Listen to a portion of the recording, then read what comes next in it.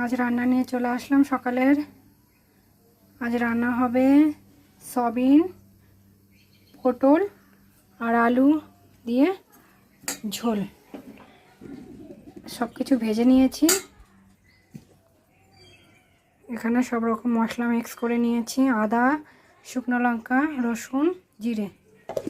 এখানে পেঁয়াজ কেটে রেখেছি, এই যে ফোড়নে দিয়ে দেবো গরম মশলা, জিরে, শুকনো লঙ্কা আর তেজপাতা। এটা এখন ভেজে নেব।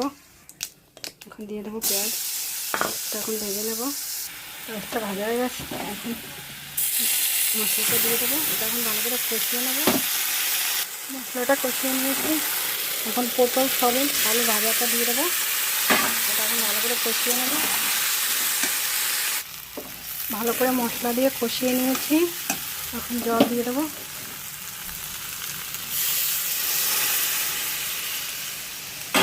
এখন ঢেকে দেবো।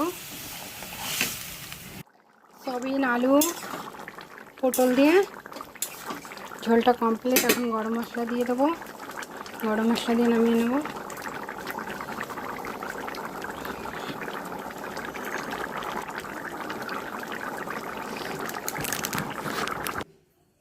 কমপ্লিট নামিয়ে নিয়েছি।